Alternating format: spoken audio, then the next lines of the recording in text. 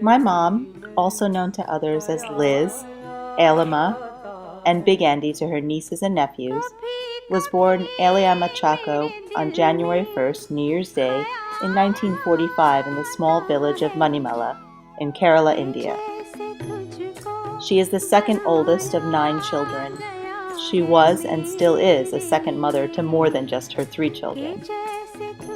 In 1961, at the young age of 17, she left home to join the Medical Mission Sisters in Kerala. She wanted very much to become a nun. In 1962, she was sent by the sisters to Bihar in northern India to study nursing for the next 4 years. Subsequent to this, she moved to New Delhi to complete her midwifery training. She never did go back to the convent after her training. My dad always joked and said she jumped the fence of the convent. She worked in Delhi for 7 years in a number of areas, including medicine and surgery, the ICU, and OBGYN. It was there that she had her first experience as a supervisor. She learned to speak Hindi and still does conversationally. While in Delhi, a close friend told her of great opportunities for nurses in the U.S. Never afraid to try something new, she went to the American Embassy and applied for a visa. The visa was granted within 2 months of her application. On March 30th, 1973, she emigrated to the United States in search of a better life. She arrived in New York City and stayed on 14th Street and 3rd Avenue with a friend for a few weeks before getting her first nursing job at St. Joseph's Hospital in Yonkers. Over the course of the next 24 years, it was at St. Joseph's that she gained most of her experience that would make her successful throughout the rest of her career. Working in the ER, the ICU, oncology floors, GYN, and med-surg units. She worked nights and evenings mostly. She always speaks of how well her colleagues at St. Joseph's treated her. When she arrived, her paperwork was not in order, and her director allowed her to work under her license for 6 months until it was resolved.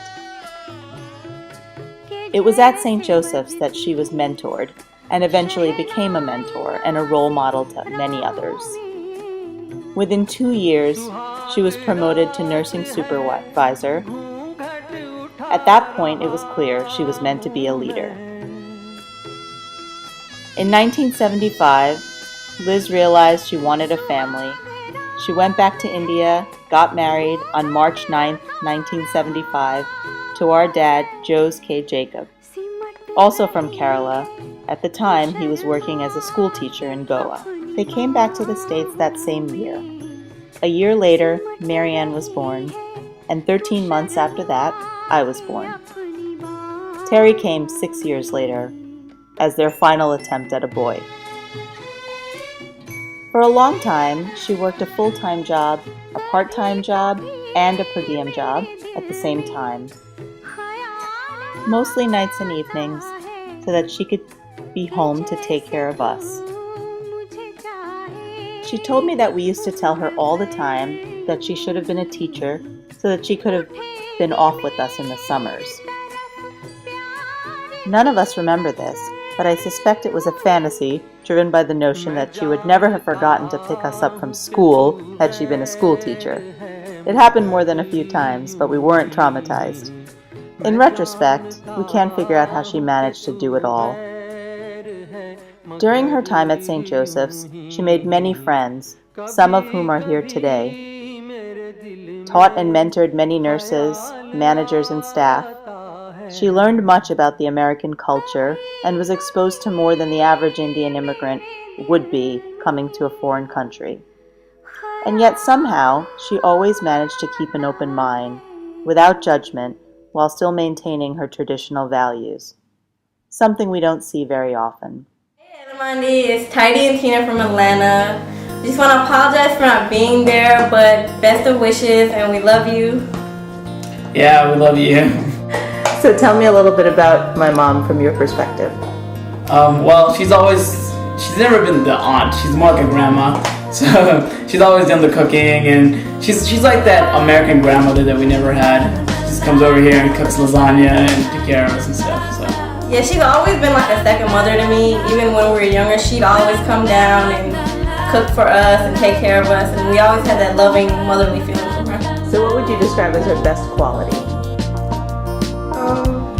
She's inspirational, I can say. How so? She, with everything that happened with Dad, she was just always on top of things. She always made sure that we were okay, and before she even thought about herself, even though it's her brother, she took care of us and made sure we were okay. That made me inspired to be myself and be okay, be able to talk about things.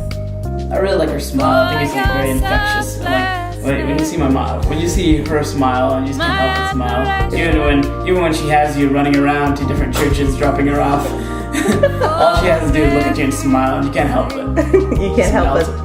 You can't really say no to her, right? Yeah, it's hard to say no to her. Do you have any special wishes for her on her big day? Well, for one, thanks for pushing me around everywhere when I came to New York for spring break. I'm glad you finally get a break now. Enjoy it. Be in church, pray for 3 hours a day. Do everything you can. I love you, and I hope to have many more years with you. And thanks for coming to my graduation. You're gonna have a good retirement, I know, because now you can finally be with Charlie 24/7, just like he and you both want. And you do deserve it. I can't imagine anyone else that deserves a retirement more than you. All right, we all love you.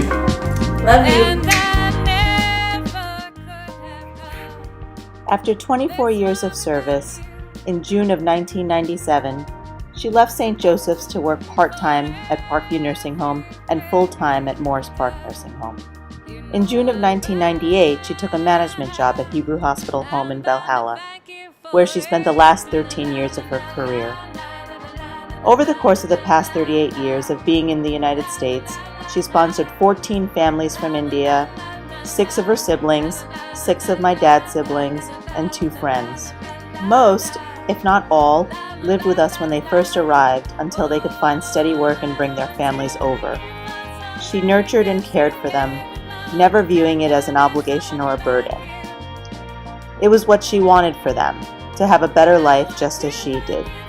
When I was a kid, I used to call Elizabeth Andy Big Andy.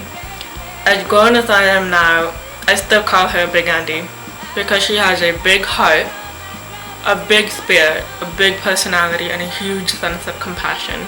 Kanan and I think of her as a second mother because she's always there for us and always will be. Congratulations on your retirement, Big Andy. We love you.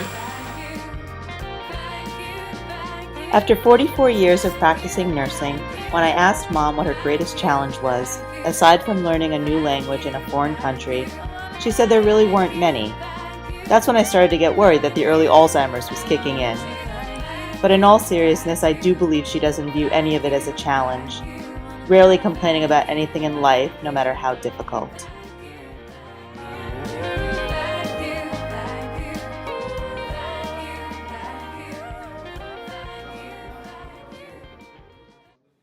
Mom, your work is done. It's time for you to enjoy life. Congratulations on your retirement. We love you.